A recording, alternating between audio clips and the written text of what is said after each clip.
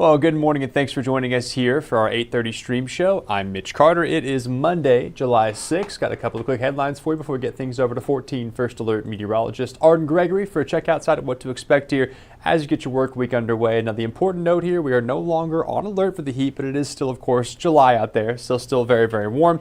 We'll get into that in a moment, but first we start up with a 14 News update this morning on a deadly crash that happened over the holiday weekend. The Vanderburgh County Sheriff's Office says 2 people died on Friday night after a crash on northbound Interstate 69, officials saying it happened near the South Green River Road exit, and their preliminary investigation shows a motorcycle heading north on I-69 crashed, and then a motorist actually stopped to help, got out of his vehicle, and then a third vehicle collided with the motorcyclist and the driver who had stopped to help. Officials say first responders performed life-saving measures. However, both were pronounced dead at the scene. At this point, though, the identity of those victims not yet released. The sheriff's office, though, does say the crash is remaining under investigation. And meanwhile, officials say the driver responsible for a crash on the Lloyd had narcotics in his system. That happened Saturday night around 7 o'clock on Van Avenue. Got a map here on your screen. Now, police temporarily closed the eastbound lanes during their investigation, and officers do say the driver was actually ejected from the vehicle and then taken to the hospital. Now, we know he was later arrested on multiple charges, including driving while intoxicated. Meanwhile, the weather did temporarily impact a few of our Tri-State Independence Day celebrations, but here in Evansville, organizers got everything back on track just in time for a great show. 14 News reporter Bryce West has a look at fireworks on the Ohio. Check it out. People are coming to fireworks on the Ohio River, rain or shine. The event started with some nasty weather that eventually cleared out. Oh, it rained on us coming in, but yeah, it's great to be down here and a traditional thing of fireworks with the family. It's painted on over. And for America 250 years, man, yes. There were dozens of food trucks for people to enjoy as people celebrated America's 250th birthday on Riverside Drive in Evansville. I spoke to some attendees who drove hours to get here, saying it's important to celebrate our independence. I'm here from Tennessee visiting my daughter and son-in-law. He has a food truck here, Smoking Room, and just love Indiana. I come often. It's good seeing like different people come together just to celebrate how independence started. Once again, temperatures reached above 90 degrees. People at the event tell me they've been trying to keep cool in a variety of ways. We have a swamp cooler in our food truck. We've got the frozen neck wraps and the neck wraps, so we're doing our best. Attendees say they are excited to watch the main attraction and enjoy time with friends and family. I'm excited for the fireworks. The food is good. The food is good, and just seeing some old friends that we ain't seen in a while and telling them Happy 4th. That's a great part about it, too. Well, despite the poor weather at the start there, everyone seemed to have a great time celebrating our country's incredible milestone. And meanwhile, the Muhlenberg County fireworks shows actually had to be rescheduled twice this weekend because of weather. That show was meant to happen on Saturday night, but ended up being moved to Sunday. And then on Sunday, the Tourism Commission announced the show was completely canceled because of Mother Nature yet again. Well, now organizers say they're working on finding a new date. Of course, we'll let you know when that date is announced. And moving on now to a couple of traffic alerts here. The first one for Warwick County drivers out there. The Indiana Department of Transportation says starting the day, crews will close State Road 261 near Boonville. That closure between Baker Road and County Road 350 West. Crews out there are replacing a pipe that should be done within 2 days, weather depending. We have the detour for that project right now on our website at 14news.com. And then in Spencer County, NDOT there also announcing a road closure, this time on State Road 66 near Rio. That will take place over Willow Pond Ditch near South County Road 500 West. Crews out there working on a structure replacement, which should last through mid-September. You can find detour details as well on our website. And this summer here before we go, boaters on the Ohio River, they've got a new set of eyes watching over them now. The Vanderburgh County Sheriff's Office and Evansville Police Department have launched a joint river patrol, and 14 News reporter Leslie Chapman joined them for a ride-along. Take a look. I'm out here on the Ohio River on Riverwolf, where law enforcement are teaming up to make sure the Ohio River is safe for the first time in 25 years. It's a joint effort between the Vanderburgh County Sheriff's Office and the Evansville Police Department. Hey guys, we saw you had your engine open. Want to make sure you're doing all right. You're stuck? The unit covers 36 miles of shoreline in Vanderburgh County, including the Port of Evansville. Deputies and officers are out every weekend, Saturday and Sunday from 10 in the morning until sundown for the entire boating season. Are you ready, little lady? Oh, that one didn't do well at all. Presence is prevention, so if we get a chance to visit with some people, talk about water safety, why life jackets are important, that's a good day. But it's not all friendly visits. Deputy Henson says if someone is boating under the influence, they will be stopped and their vessel impounded. All the penalties are the same as a DUI on land. He also says children under 14 are required to wear a life jacket, but he'd prefer every adult wear one too. 80% of all drownings could be prevented with a life jacket. So it's like, as the media message is, just wear it. You know, Nike's just do it. When it comes to life jackets, it's just wear it. Deputy Henson says the first weekend on the water was a success, with most interactions coming from curious boaters approaching them.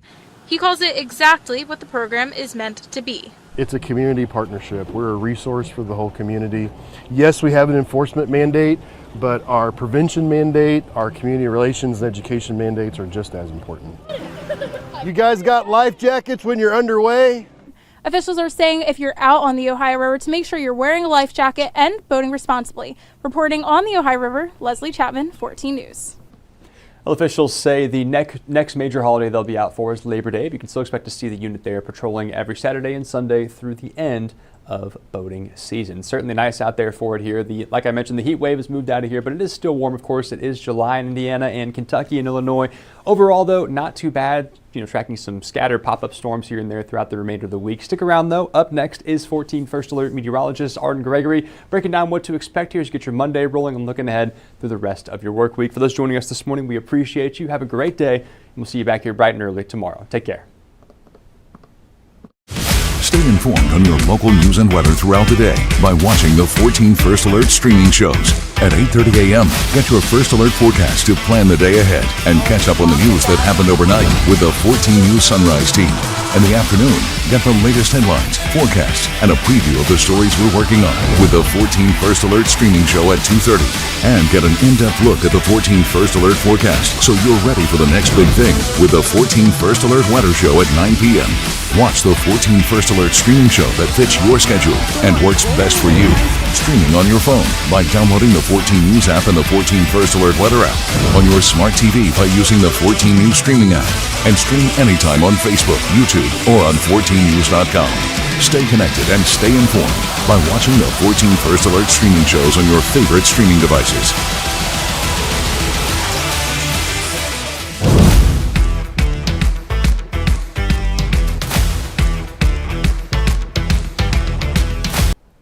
Good morning, I'm 14 First Alert meteorologist Arden Gregory. This is a live look at the view from our 14 News studio tower camera. Sun is up. There is kind of a thin layer of clouds out there, bits of blue sky and sunshine breaking through.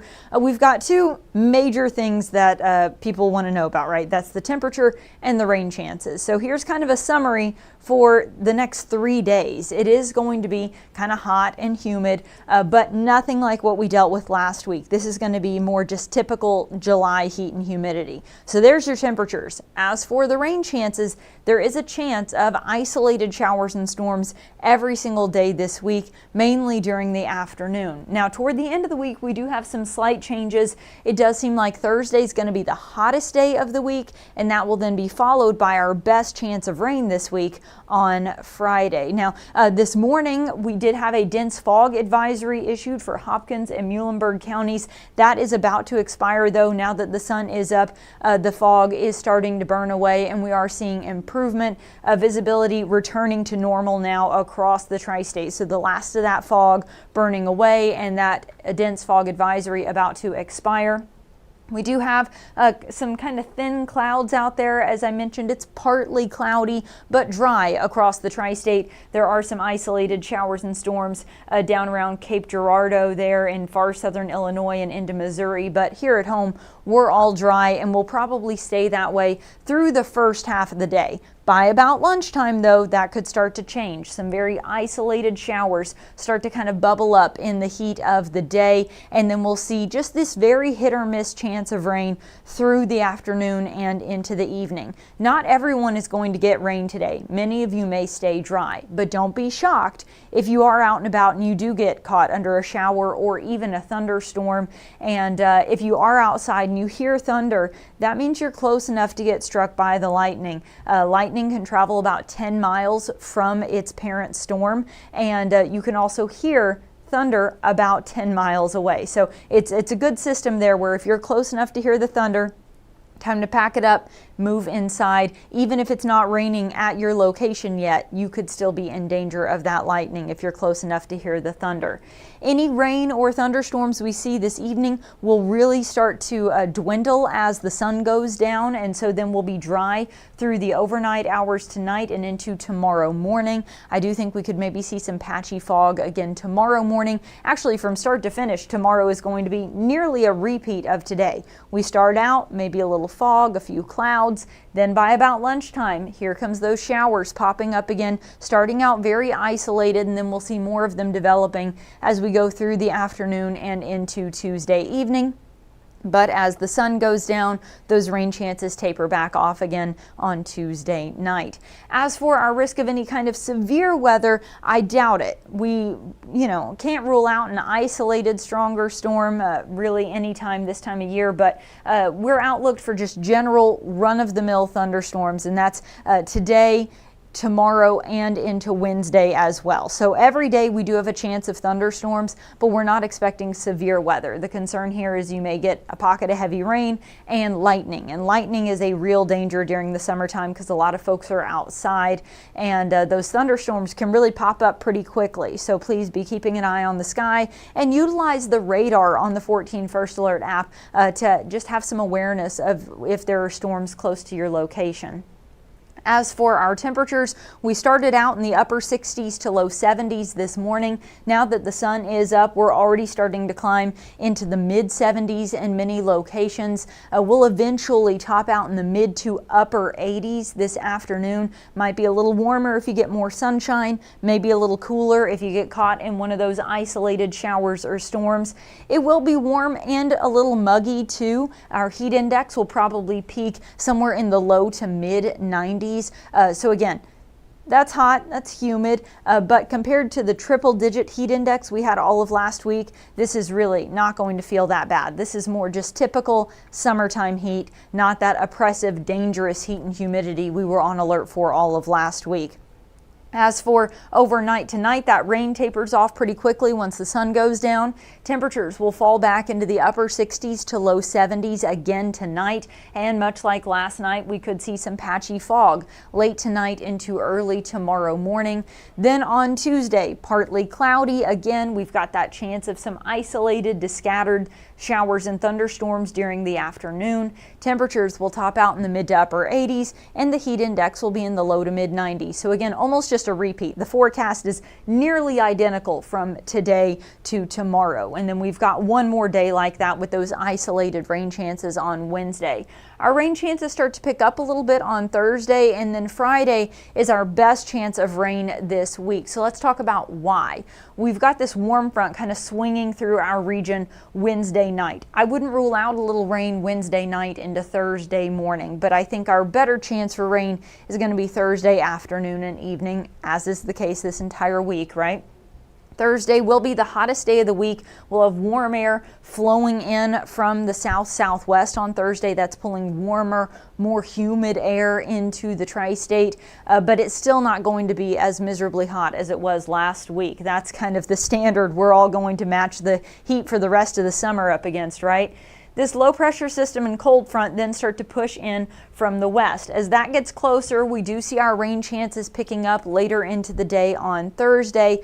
But unlike earlier in the week, this rain doesn't end as we get into the overnight hours. We still have rain chances lingering into Friday morning. So then as this cold front is kind of draped just north of the tri-state, scattered rain and even a few thunderstorms are possible on and off through the entire day on Friday. So if any day we're going to be a rain out, it would be on Friday. That's the day we've got chances for rain on and off the entire day. Then that cold front pushes through as we get into Saturday. We still have showers and maybe even a few thunderstorms lingering into Saturday, but our rain chances do start to drift farther south as we get into the weekend. By Sunday, most of the rain will be south of the tri-state, but I still wouldn't rule out a stray shower, especially in western Kentucky. So here's your next 7 days, kind of a summary of everything we just talked about. You've got those isolated rain chances each day with better chances late in the day Thursday, throughout the day Friday, and then possibly lingering over into Saturday.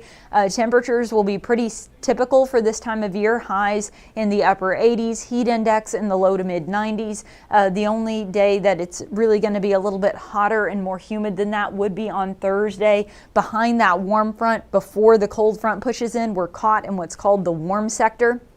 So Thursday, we're looking at highs in the low 90s, and I think the heat index that day will probably get into the upper 90s, maybe even low triple digits. It could get as high as 100 to 102, but I still think we'll stay below that danger mark of 105. That 105 heat index is what caused all those heat alerts all of last week. So I still think we're going to stay below alert criteria for that heat on Thursday, but you will notice it feels a little hotter, a little stickier outside on Thursday before that rain then moves in for the end of the week. Checking in on the comments, good morning Suzanne, Tyler, Stephen, and Sharon. Thank you guys so much for tuning in this morning. I'm not seeing any questions about the forecast, so I'm going to go ahead and wrap it up. I'll have more on your weather both here at home and across the country on 14 News at 11, and then even more so on 14 First Alert at noon. That's where we really get into weather stories from all across the nation. And so I'll have those updates for you on 14 News at 11 and again on 14 First Alert at noon. In the meantime, everybody enjoy the rest of your Monday.